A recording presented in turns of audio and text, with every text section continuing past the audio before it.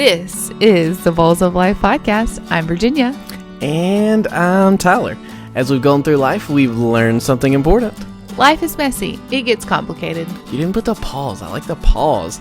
But also, we've learned that we can create tools to help us jump into the mess of life and make an adventure of it. Welcome to our messy adventures of faith, family, and food. Gosh, you threw off my cadence. You did all the things differently. It's like you're not me.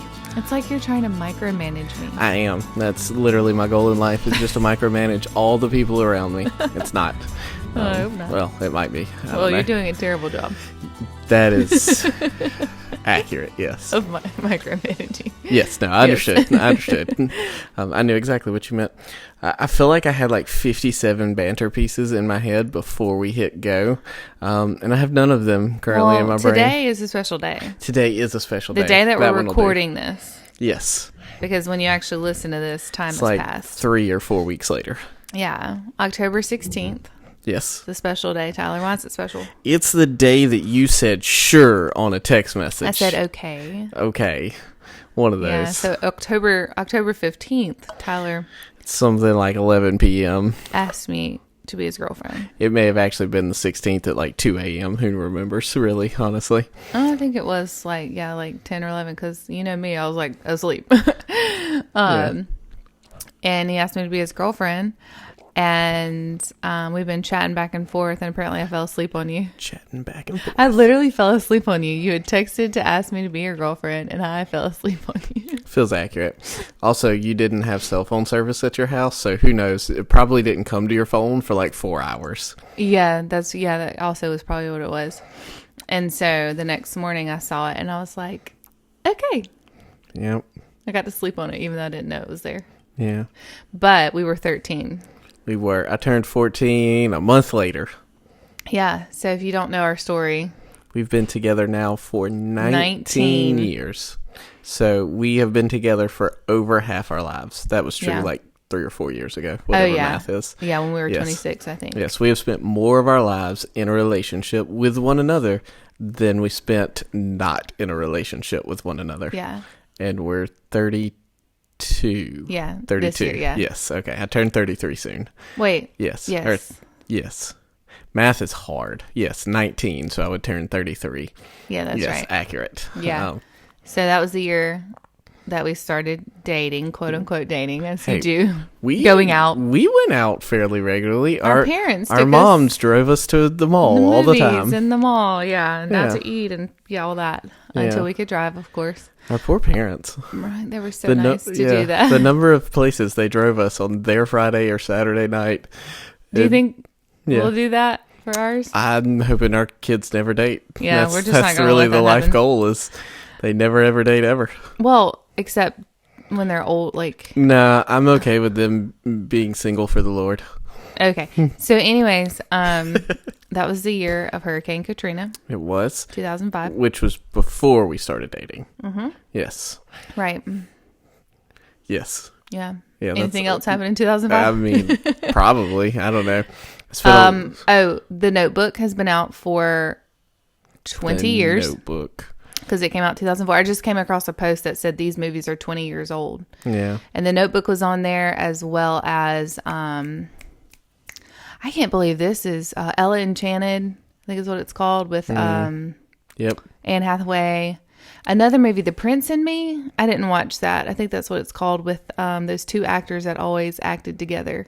That was gosh, great description. I can't remember their Ben names. Affleck and Matt Damon, because they did a lot of movies together. No, I think you're actually referring to an actor and an actress, I'm assuming. Yeah, she's got blonde, curly hair. She's like in 10 Things I Hate About You. Oh, yeah. I could picture her. I think it's called The Prince and Me or something like that. I have no anyway, idea. So those were like 2004.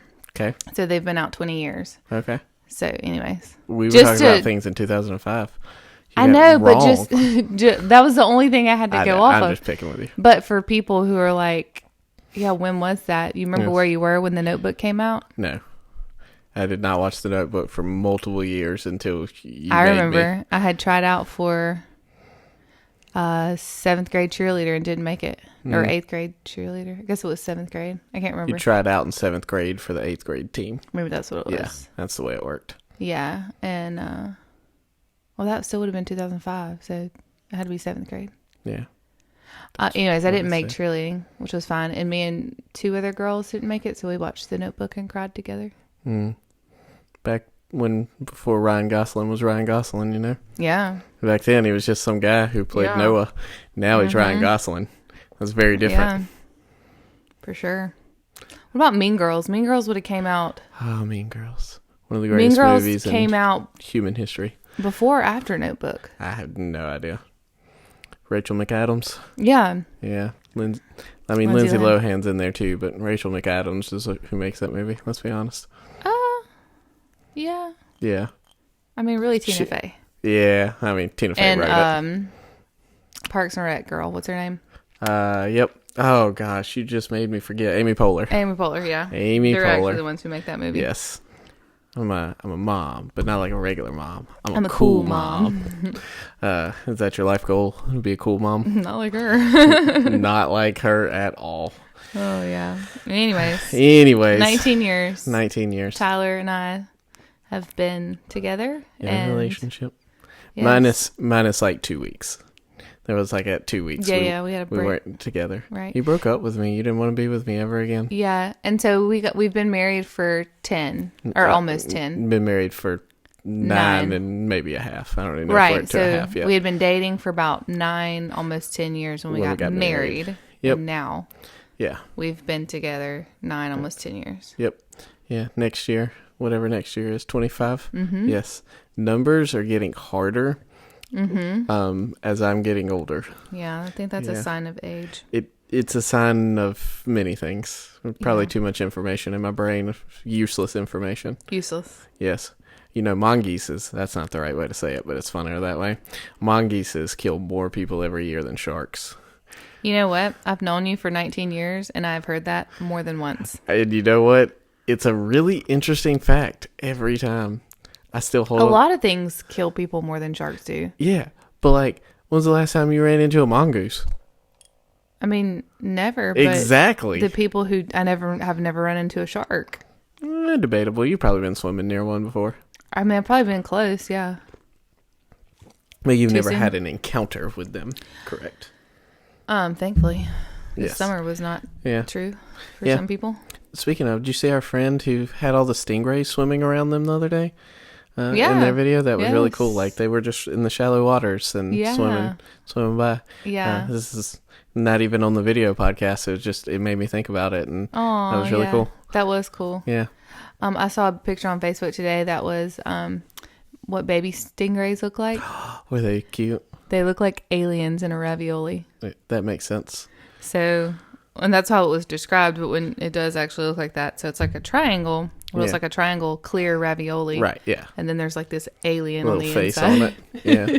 Did you see the eyes in the mouth thing? Yeah. And then like the body parts on the inside, I think. It was pretty cool. It was kind of cute. Yeah. I'm here for it. Yeah. Hey, what are we talking about today?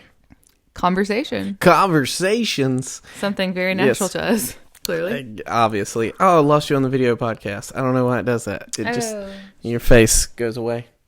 Oh. Okay. Oh. Maybe. We do this for your entertainment. Yes, for those of you who watch it on YouTube, it's no longer on Spotify because we switched podcasting platforms, and they even took down our past ones. Our past ones aren't on there. You know what? Spotify. Yeah, they're building their own thing, and the whole reason it doesn't exist, I could go into the details. They're not a people's people. No, they're not for the average Joe. They're more for the Joe Rogans, which is funny because they host Joe Rogan's podcast exclusively. And pay him like $1 bajillion a year for it because it is his people listen to him. Yeah, it's hands down the most listened to podcast on the planet. Is it really? Oh yeah, the Joe Rogan Experience. Is he the one with the raspy voice? I don't know that I've ever listened to an episode of it. He's very manosphere kind of guy. Not full on. He's not the worst of them, but he's a character. But anyways, the clips of him I've heard. I've never been overly interested. Okay. Yeah, in him. Well. Yeah. Anyway, we're talking about conversation. Yes, conversations. We have those, and you can see the video where we tried to get the video camera to like both of our faces again. Only on YouTube, no longer on Spotify. Only on YouTube. That's where that came from. Made it full circle. Took a minute to remember why we said that. Anyway, we're talking about having conversations. Yeah. I like this chapter. Yeah, he talks about the fact that conversation, and he being Justin Whitmel Early, who wrote the book Habits of the Household that we've been walking through in a podcasting series. He talks about conversations as a sacred ritual. I like that. Yeah, and so he says it's the rhythm of a household that turns a family into friends, and it turns friends into family. Conversations are ultimately the learned art of friendship. So, how you feel of friends into family, family into friends? Well, I know he, what did he say back? Was it mealtime? And it was like your family, oh goodness, I'm sorry. I can't remember exactly what it was he said. I have no idea. But regardless, I just know that from my own experience, this is true. Yeah. Like, in what way? When you and another person, or when I and another person can have a conversation, when I can have a conversation and go deep with someone, and it doesn't have to be like to the depths of their soul or anything, but just have decent conversation. Like, that's where like you develop a friendship, a relationship. Yeah, absolutely. Yeah. I think about right now with our daughter, she has a habit, I won't call it a bad habit, but I want to, of asking us the same like 3 questions. What's your favorite color? Mm-hmm. What's your favorite animal? What's your name? What's your name? Or what's your grandma's name? Yes. Something about a name. All things that she is fully aware of because we've answered these questions before. But she asks them multiple times a day, every single day. And we've had to like say like, okay, like she's just seeking out conversation. Right. Yeah. She wants to talk with us and she doesn't know what to talk about. And so she goes, and oftentimes it's while you and I are having a conversation that excludes her. She goes, "Hey, Mommy, what's your favorite color?" Because she wants to be in the conversation. That's so sweet. And she has nothing to contribute other than whatever it is we're talking about. Whatever questions are asked to her. What's your favorite color, Luna? Right. What's your favorite animal? Yeah.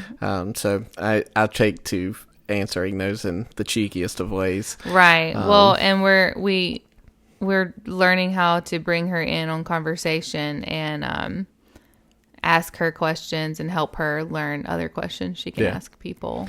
Yeah. And I think one of those, and this is probably some of the stuff we'll get into through this, is just the fact of trying not to ask questions like, was your day fun? Did you have a good day? Like, those are such close-ended conversations, especially for a kid who's, they're going to say, yeah. It's trying to find like, hey, what was something you enjoyed doing today? Or what made you laugh today? Yeah. What made you sad today? Yeah. Things that, if she's in the right mindset of, will be able to trigger thoughts in her brain and she'll answer. And usually she's not going to answer anything remotely close to what the question even was. It's usually, what was something you really enjoyed today? Today, Mommy bought a pumpkin. And my pumpkin was the biggest pumpkin. Yeah. Okay, so like you enjoyed getting the pumpkin? And it's just like this glass-eyed look of like, I don't understand what you're asking right now. I just told you about my pumpkin being way bigger than Mommy's pumpkin. Yeah. Okay. Got it. Sweet. You liked pumpkins today. For the record, they went to a pumpkin patch today. Yeah. A pumpkin patch. That's how I said that. Because I'm an adult, apparently. A pumpkin patch. Thank you, Charlie Brown. Anyway. But yeah, friendship. So even like families, I think sometimes we don't really think about being friends with your family. And conversation can actually can help you enter into a friendship with your family members, which is really cool. Yeah, I kind of think of it as family and just doing all the things of normal house. These are conversations like, hey, can you go get this? Or, hey, can you do that? Or, hey, did you make sure you did this? And then there's this changing that a deep conversation has where it shifts from, like utilitarian, like things that have to get done or need to be talked about for whatever reason, whether that's discipline or making sure it gets accomplished. I think about that shift of a deep conversation takes us from we're family who we get things done side by side, and instead drives us into friendship where we're almost existing on equal planes. It's no longer parent to child talking down or talking up. Yeah. It's sitting side by side, face to face, whatever, and being able to be equals in a lot of ways. Yeah.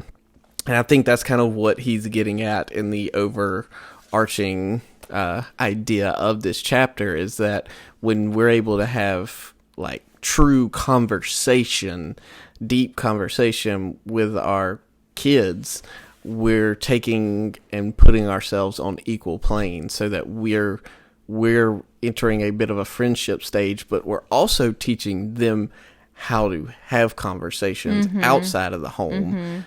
That's one of the things that our world, and I feel like we harp on screens way too much, but at the same time, it's just the world we live in right now.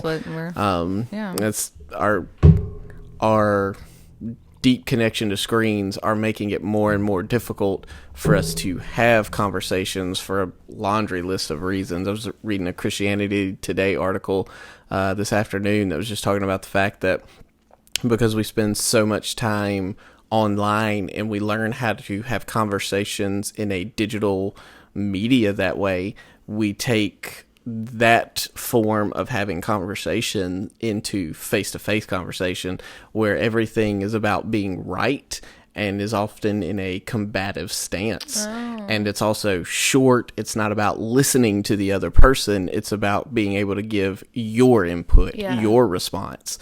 And so because that's our primary mode of communicating now, of having conversations in theory, we take that into the physical world and we're unable to have deep listening conversations where we're actually trying to mutually benefit one another. We're just having the same kind of comment section conversation we would have where we're not listening. Like we're it's just responding. Yeah, you're literally just giving your opinion. Yep. Wow. Yeah. Shout out to Caitlin Shesk for that article. That's interesting. Yeah. You can find her on the Holy Post podcast. Really good one to listen to. Thoroughly enjoy that one. Check that one out. But yeah. I found what I was trying to say earlier. Ooh, do it. Hit it. So sorry I couldn't remember it, but in the Mealtimes chapter, he says the difference between people who happen to live together and families who befriend each other are rhythms of conversation at mealtimes. That's what it was. Yep. Yeah. So it just was a callback in my brain because we kind of talked about that a little bit, but the difference of people who just live together and families who are befriending each other's conversations at mealtimes, specifically in that chapter, but just in general. And we talk about, we will talk about other places to have conversations. Yeah, for sure. Yeah, and in the story of God, in chapter 2 and 3, we start to see Genesis, yeah. I mean, it's also chapters 2 and 3 of the whole book, but yeah. Sorry. Well, no, we're not talking about this book. Yeah, fair. Anyway, we see God show up to have conversation with Adam and Eve. Unfortunately, the first time we really get a good glimpse of that is after the fall, where God shows up in the cool of the evening, as some translations put it. Others arguably put it as the breeze blew in, and the breeze being God himself, which is just also a cool mental image. Cool, but anyway, he shows up to have this evening conversation that seems to be a daily rhythm for them. And it's because he wants to talk with them. Conversation is about having presence with one another, to being able to look each other in the eye and not be distracted by all the other things, but just like be in this moment together. Yeah. God showed up with Adam and Eve to do that daily until the fall happened. And there's a whole rabbit trail. I think it was Tim Mackey I heard talk about one time, that the wisdom Adam and Eve chose to try and get by taking of the tree of the knowledge of good and bad, the knowledge they were seeking, the wisdom they were seeking from that tree was actually what God was showing up and giving them every evening. Yeah. And yet they were choosing to get it on their own terms in a much faster, more instant gratification kind of way. Like not delayed. Instead, they were grabbing for more than they could handle when God was giving them the amount they could handle a little at a time. Yeah. But yeah, so God is continually showing up. He's being present with them. He's having conversations, but sin breaks their ability to do that, breaks all of our ability to do that with God at some level. And yet the entire story of Scripture is God continuing to pursue us, to pursue that presence and that conversation with us, even when we're not pursuing it with Him. Yeah. I mean, that's the story that Israel paints sadly beautifully, is that God will continue to pursue you even when you are not pursuing Him. Yeah. And He may allow the difficulties to be the thing that drives you back to Him, but He is still pursuing you even in that. Yeah. And yeah. So God's pursuing conversations with us, and in some ways conversations with friends is actually similar to prayer conversations with God, because what we're doing in both is ultimately what we're made to do, to commune with someone, to be present with someone through our words, through our eye contact, through our ability to just like look deeply and sit with one another, to know each other and to be known by someone. Yeah. I've heard it said that your ability to sit in silence comfortably with somebody else is directly related to how just natural and comfortable you are with that person. So there's times where you feel like you're with somebody and you're like, what do I talk about? What do I say? What are we supposed to be talking about right now? Yeah. You're not comfortable with that person, but someone you can just sit down beside and just like be present and silent with, and that be okay. There not be anxiety about that. It's somebody you're comfortable with. Yeah. I think it takes time to get there, though. Oh, absolutely. I know. I'm thinking like riding in the car with my friend who drives most of the time when we carpool somewhere. I'm thinking, yeah, we could probably sit in silence, but it won't happen because we're going to be talking the whole time because we have so much to talk about. Absolutely.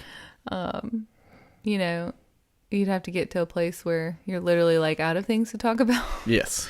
But you're not stressing about it because you can be in the presence of each other without that anxiety. Yeah. Yeah. As I was reading this chapter, one of the conversation groups my brain went to, for whatever reason, was a group we refer to as the Americans. It's the people we went to Australia with. Yeah. And we don't get together as much as we used to, partially because some of us are back overseas. 4 of us? Yeah, I think four. Yeah.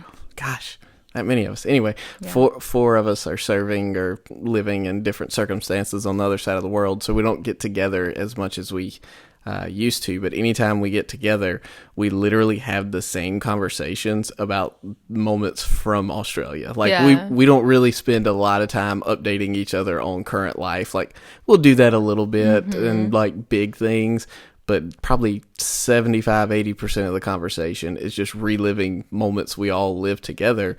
And we know we're going to relive those same moments every time. And yet it's good conversation and we all want to enjoy those things together.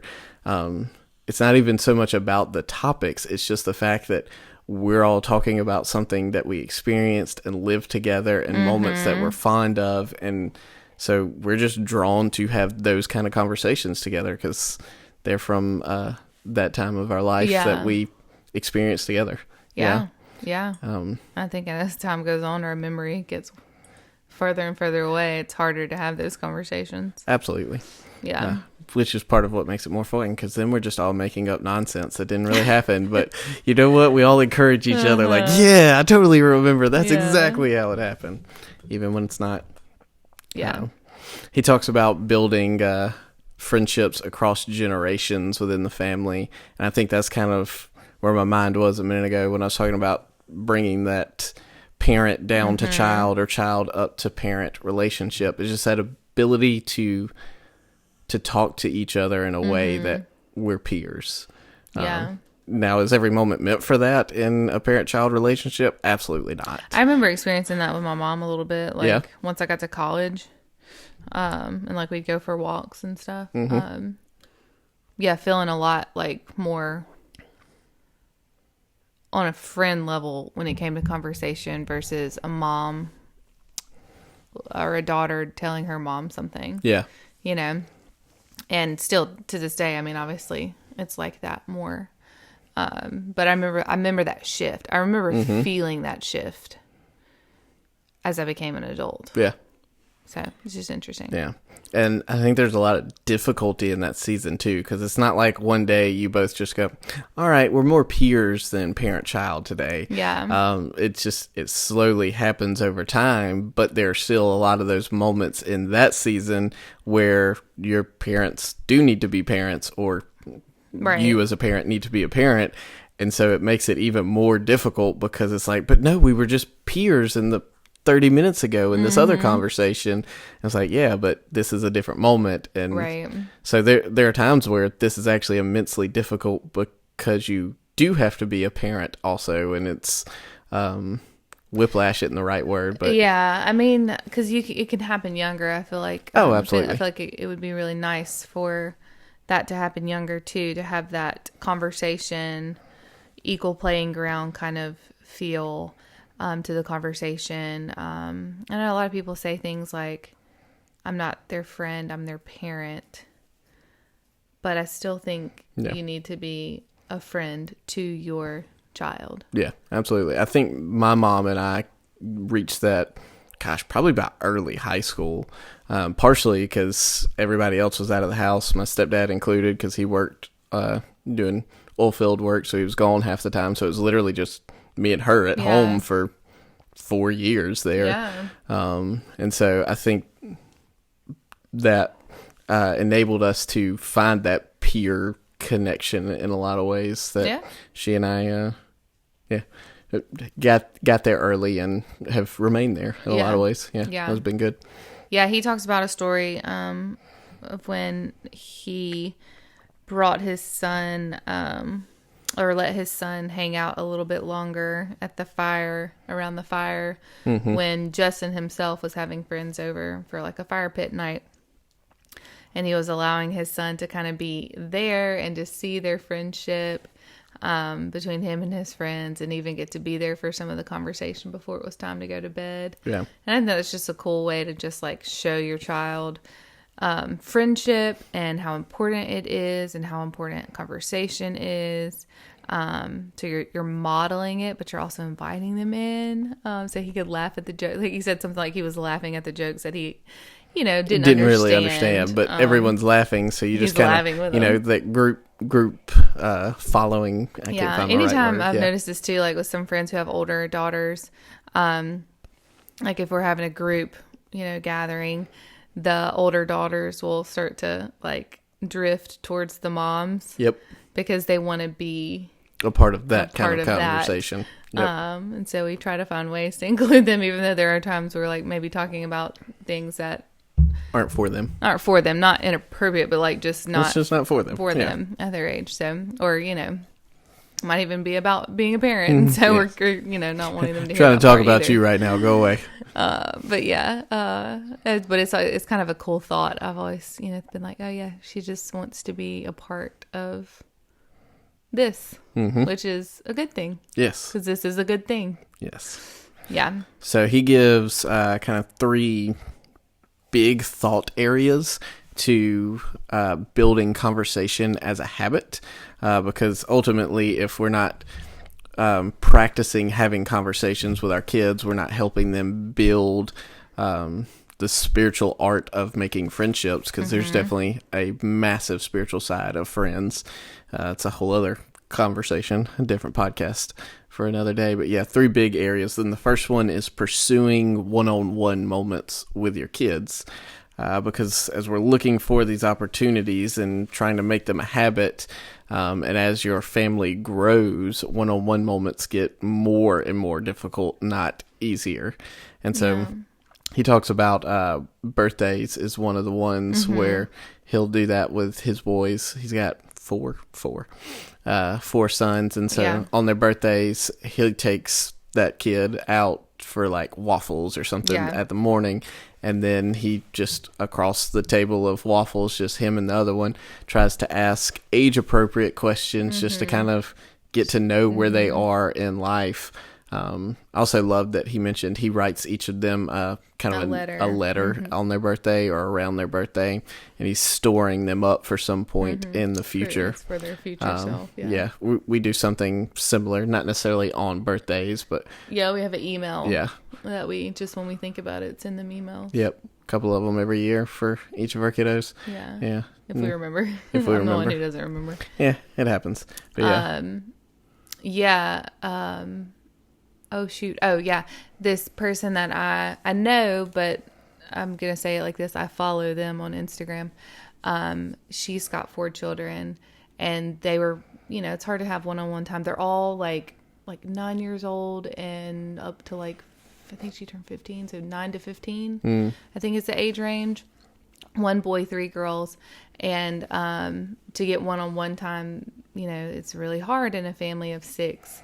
So one of the things that they do is, and this is a monthly thing. So if they were born on the 13th of every month. Oh, I remember you talking about this. Yeah. So, and of course, if it can't happen on the 13th, they try to make it happen. But I think a lot of even of the 4 of them, all happen within a week of each other. Gosh. So as far as the day goes. Yeah, the day goes. So it's they're having them pretty back to back, but they do it, and then they they know this is gonna happen. We're gonna have a one-on-one time with this child, and I don't know if it's not always mom, dad, and child. I think sometimes it's mom, one or the other parent. I think they try to do it two parents to one child if they can. But I thought that was interesting. It feels like a lot, but when you think about in a month, it's really not that much. Yeah. So that's another idea for parents out there that are wanting something like that, something you can do. Yeah. And then he also gave some other ideas. The camera lost me again. Again? It just lost you a second ago. It keeps losing you. I think because I'm getting behind the microphone and it's losing me, so I'll try to look this way. But another thing that Justin talks about is if you got to go run an errand, take one child with you. If you got to, or you can just go. Okay, it's just going to be. You might have to just take it off that feature. If you have to run an errand, take a child to go with you. If you maybe just want to plan a walk or some sort of activity that's just kind of random. It doesn't have to be on their birthday, that sort of thing. So those are some ideas. Talks about using the car as some good one-on-one time. Talks about the fact that you've got a captive audience. Because if cars are no screen spaces, meaning you don't have one, they don't have one, they got nothing else they can really do other than try and drown you out with the radio, I guess. Right. But you're in control of that too, because at this point, steering wheels have the controls on there. But yeah, so you get to talk with them there, and it gives kind of this side by side, not having to look each other in the eye. Environment too, so that can be nice depending on the type of conversation. Yes, very much so. He talks about it a little bit later in this section, but he calls them third spaces, where there's kind of third thing. Yeah, third thing. Yeah, there you go. Where there's almost a mediator of conversations. That's usually some kind of shared activity. Yeah. Whether that's riding in the car or doing a sport or eating a meal. Or doing something in the yard, working together. Yeah. All these kinds of things. Baking Yeah. They act as these mediators that almost take some of the weight of the conversation off, so that they're not feeling, oh man, mom or dad's looking me right in the eyes and they're asking me all these questions. No, you're doing this thing. You're not even usually looking right at each other. Your hands are doing something so that you're partially focused on that, and thus your words just kind of more naturally flow out as you're having this third thing in the conversation there. Yeah. And so that's where all of those kind of activities are really good times to start trying to think through and ask intentional questions with your kids. Don't just use it as a moment to turn them loose always on a task, but like engage with them, have good conversation beyond, did you have a good day? That's the question I ask Ezra right now, because the best he can give me is yes and no's and little things like that. But as it keeps going, we try and find those opportunities, especially with Luna, to ask a little bit more thoughtful questions from time to time. Yeah, I took her out on an errand the other day, and she was like, I love you so much, Mommy. You're the best. Or I can't remember exactly what she said, but it was like she was just so glad to like have that time with me. It was so sweet. Yeah. I think you realize your child may have more to say too when you get them one-on-one. Yeah, he also talks about early mornings. If you got a kid that wakes up before everybody else and you're up with them, man, ask some questions. Obviously, weigh what your questions are first thing in the morning, but ask more thoughtful questions late in the evenings, because these in-between spaces where we're kind of waking up or we're kind of going to sleep or we're in between big moments of the day, they're often moments where our head and our heart are processing behind the scenes of what's going on, just kind of working through what we've been feeling, thinking, going through. And so as they're processing through what's happening in life, it's pretty natural for them to then start talking about it out loud, because again, they were already kind of thinking through those things. They call it the thin spaces. Ooh, thin spaces. I like that. Justin referred to it as that, but I've heard a lot of people talk about it, like especially that time right before bed. Your child, a lot of the time, is like open to conversation, is open to more vulnerability and openness. Early morning, maybe, I don't know, but definitely like that time before bed. It's something about it. Maybe you're relaxed and you're procrastinating going to sleep. Sure, but like there's something like oh, absolutely about it. But yeah, he talked about it, but a lot of people mention that. Yeah, we'll talk about vulnerability in a moment, but I think there's something to be said of just that moment of relaxing and being open of first in the morning, late at night. Yeah. He also talks about practicing conversation as a way to heal trauma. The majority of this section, he's telling a story from his son's life, but I think there's a lot there that he was referring to under the surface in that conversation around trauma, which is its own thing. But not necessarily. The Whole Brain Child, written by those experts that I bring up every now and then. Yeah. I gotta get their names so I can actually tell you guys who they are. But yeah, it's the Whole Brain Child that talks about, and these are psychotherapists. These are like trained people, in this area.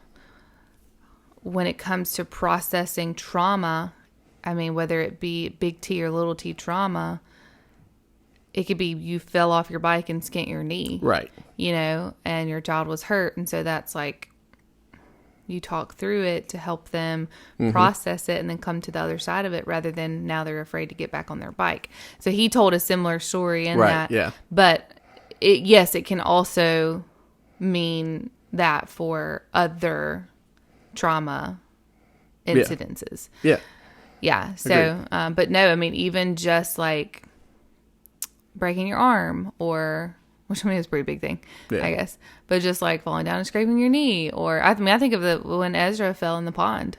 Oh yeah, we were at a park and it has a pond, and Tyler and Ezra were walking near it, just looking, and me, Stella, and Luna were a little ways off, and next thing I know, he was throwing stuff in, standing on the bank, and he fell in face first. Yeah, next thing I know, I hear Tyler say, oh my gosh, or something like that. It's all blur in my brain. Yeah. I tried to reach for him and I jumped in because I couldn't reach him. Yeah, I turned around and Ezra's face first in the water, just about. And luckily there was some seaweed type stuff, not seaweed, but reeds, green stuff. Kind of reeds, yeah. That was holding him up. To some extent, yeah. To some extent. Is what kept him from going all the way under. Yeah. It also wasn't as deep as I feared it was, but it was enough. He wouldn't have. It doesn't matter. Yeah. It didn't. Yeah, it was deep enough for him. But yeah, you jumped in and you flung him out, because that's what my brain said do. Like threw him hard on the ground to get him out because you were sinking. Yes, yeah, in the muck. In the muck that was under, because it's like standstill, like swampy water. Yeah. But Luna was shaking. She was visibly shaking after that, which we all were. And so this was a moment where it was like, okay, we are safe. And like, we didn't leave, like we tried not to leave right away. Like we just kind of slowly walked back to the van because he was obviously sopping wet.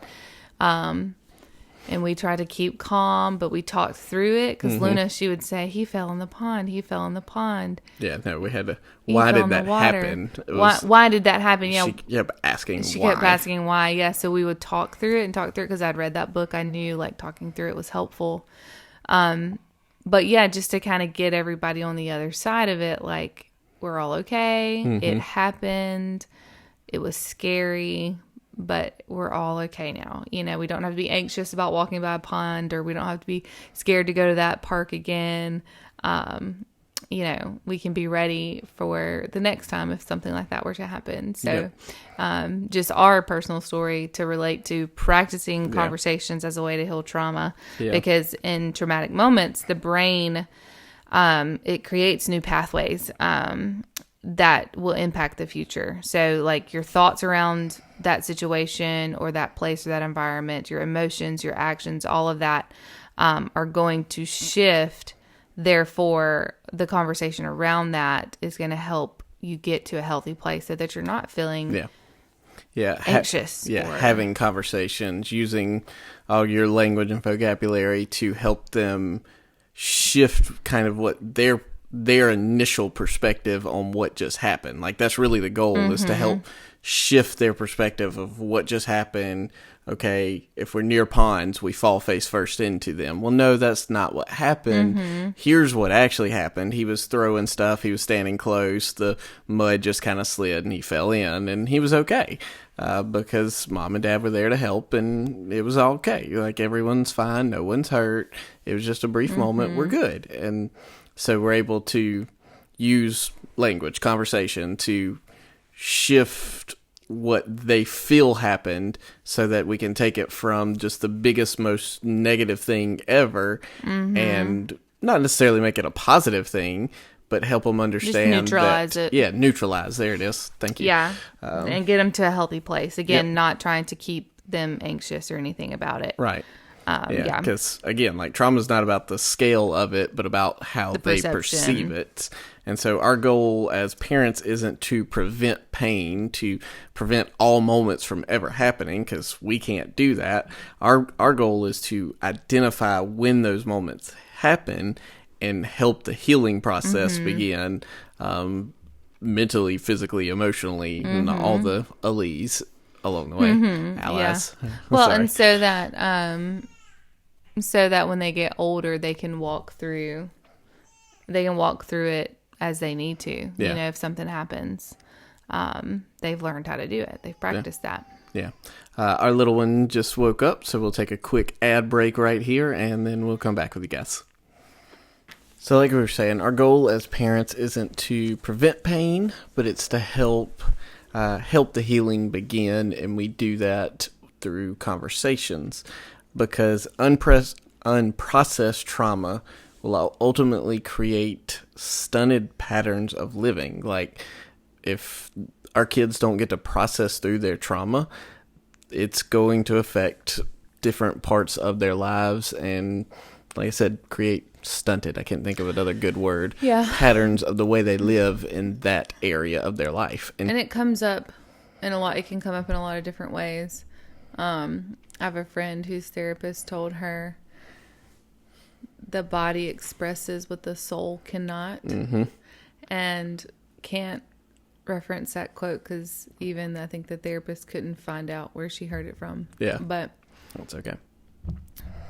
The body will start to manifest that trauma in different ways, clinical ways, medical, clinical, physical. Or just poor decision making. And then and mental, ways. Punishing ourselves without even recognizing that's what we're actually doing, like all kinds of ways. Yeah. And, you know, professional counseling, when it's needed, is massive. Like, and we're pro doing that. But ideally, we're able to, before things get to that level, hopefully, process it in our communities. Well, in yeah, our I mean, talk homes. therapy with a therapist, obviously, that's a professional mode of conversation. Whereas, like, there is some healing and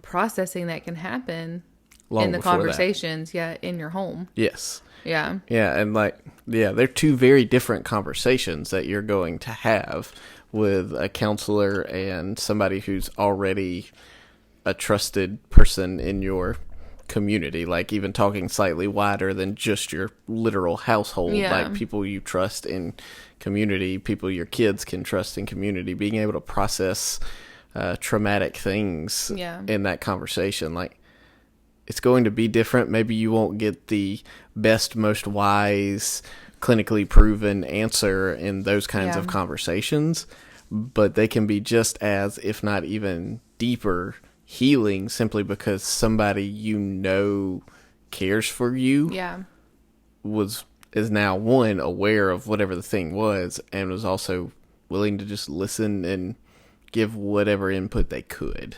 Yeah, and I mean, the more times you share something, the less triggering it is. Yeah, absolutely.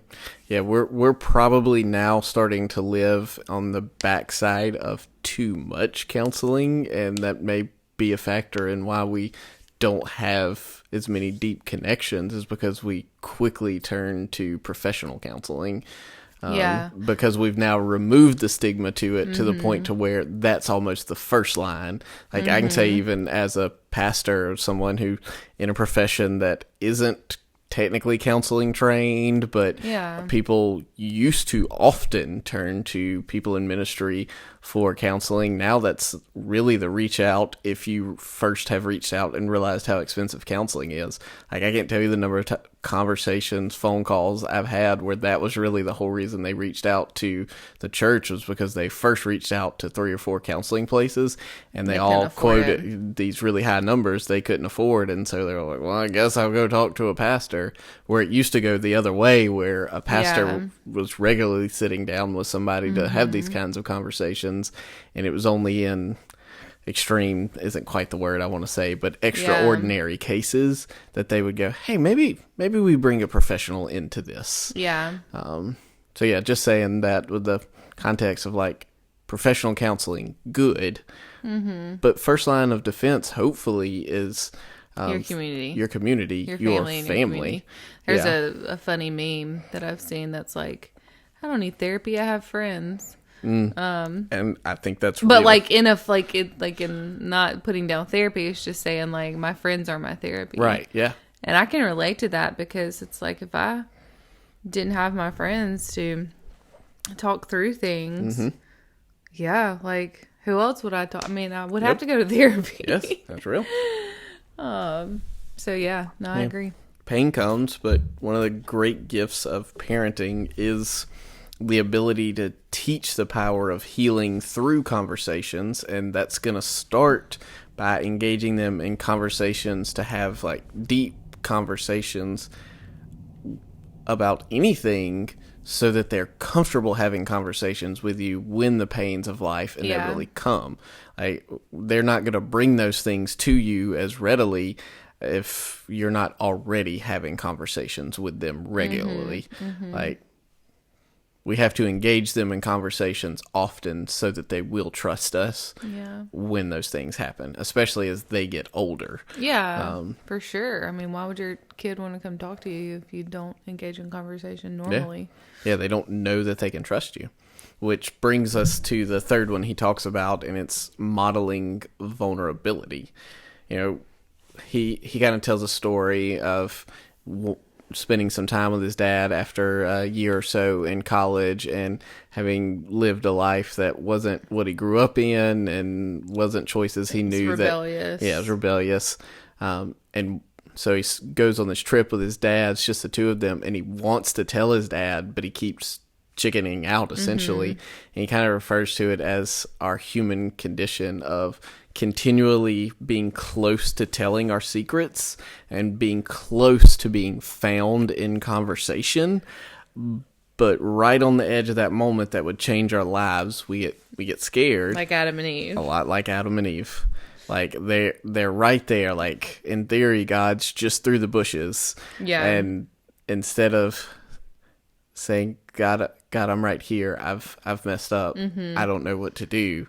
They hid.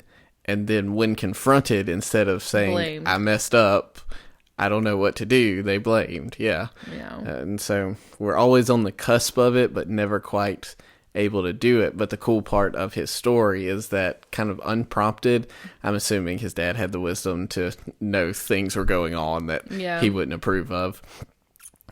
His dad started telling him stories of his own life and decisions he made that weren't struggles. And because his dad was being vulnerable and sharing his own past struggles, that made Justin feel comfortable sharing his. Yeah. Because parents go first. I believe one of our short phrases that popped up earlier in this series, like, parents go first. And that's true with how we model screen time, but it's also true in how we model conversations and honesty and frankly everything else. Vulnerability, parents go first. Yeah. And so we have to have these unique conversations, these vulnerable conversations with our kids so that they'll be ready to have them with us. We get to walk them through their mess in a lot of ways. And ultimately, vulnerability isn't a given, because a child's only going to be honest if we're honest with them. I think it's kind of what he says in the chapter there. Yeah, vulnerability breeds vulnerability. Yep. I think Brene Brown said that. I don't know if she. That sounds like a Brene Brown thing. Yeah, she says lots of smart things. Yeah. I think these are all versions of things we've already said in here, but like our kid's going to engage in the conversation because a parent is regularly seeking after them in conversation. And that's really what God does. Like, we engage with God because he is seeking after us. It's not that we woke up and were like, well, I think I'm going to seek after God today. Like, that's not really how it goes. He's seeking after us and laying himself in front of us and opportunities to engage with him again and again and again until finally we choose to engage back. Yeah. And I think that's often what conversation, especially in those difficult, rebellious years, wherever they happen to be, like, of our kids' lives, they may not engage in any vulnerability, despite the fact that we're just like laying it in front of them. We're being vulnerable and we're talking about our struggles and things because we know, like, you're not dumb. You know what's going on in your kid's life to some extent. Like, you can tell things are going on. You just need them to say it, because if you look at them and go, hey, what's been going on below the surface? I can tell it is. They're probably just going to clam up. Shut down. So even if we're laying those opportunities out and they're not taking them, that doesn't mean we stop laying the opportunities out. It actually means we continue to keep that door open. Yeah. And I think that's probably one of the more difficult parts of this is probably going to be continually having to pursue somebody that doesn't want to be pursued. Whether that's your kids or that friend or a spouse or something about like an adopted kid. Oh, yeah. A foster kid that's trying to keep you at arm's length because they're afraid that you'll do what everyone else has done and abandon them or hurt them. Yeah, that's real. Man. Yep. Often conversation is what turns the destructive fires of our own failures into the refining fires of God's grace. And I think where Justin was getting with that line was essentially, we don't really recognize and can't make the choices on our own that we know we need to until someone has helped us process through it and talk through it. Justin was fully aware that his choices weren't good. That's why he wanted to tell his dad. He wanted his dad to look back at him and say, hey, let's choose different things. Yeah. But he was afraid to do that too. He was not only afraid to have the conversation, he was just afraid to make those choices on his own. He needed someone to just say it to him. Yeah. I mean, the number of times you or I could say that about people who've reached out to us is I don't know what to tell you other than to tell you exactly what I know you already know. There's somebody in my life that's usually the conversation we have, and that's why he comes to me, frankly. It's because he knows I will look at him and say the things that he knows he needs to say to himself. Yeah, and but saying it out loud or hearing it, talking about it with another person is what really settles it deeper and deeper and deeper into our soul, or brings it back around. Just saying it out loud is so powerful for processing trauma and for realizing the truth that you need to be believing right now or settling in. Yeah. So to bring it back full circle, all of this has stemmed around having conversations in the household, largely in part to teach our kids how to become friends with us, but also become friends with the world. He said the kind of friendship that makes or breaks life, those friendships don't happen by chance encounters one evening. They're not a given. They happen over a lifetime of practice. Deep friendship requires a lifetime of choosing friendship, and the crux of all friendship is the ability to have a conversation with one another. You're not really friends if you don't actually talk to each other. You're just people who interact here and there for one reason or another. And that, I mean, it takes time. It takes practice. Yeah. Think of it like a practice. So we have conversations with our kids in one-on-one settings and try to find places and times to have those, in the hopes that, one, we can help process through and heal some traumas that have potentially happened. For ourselves or for kids. Yeah, that's true too, for ourselves and kids. To model vulnerability so that they can learn how to be vulnerable, all with the hopes that they're able to then engage with the world in friendship. Yeah. And by the world would just mean people outside of our house. Yeah. With just the goal of them having good, deep friends, but also for them to be able to engage people the way Jesus did. Yeah. I mean, the way Jesus made disciples wasn't walking around going, hey, you know where you're going to go when you die? Right. That wasn't his conversation. He never did that. Yeah. No, he invited people to tables and had meals, or he talked to people at wells and all kinds of other things. He just had conversations with people, and as he was vulnerable and real and open with them, they were real and open with him, and they experienced life change through that. So we want our kids to be able to make good friends, but we also want them to be able to be like Jesus and help others experience life change through conversation and good friendship. Yeah. You want to give us our reminder of grace? Yes, as Justin so repeatedly gives us in the book, we always need the reminder of grace. God's love inspires our action, but our action does not inspire God's love.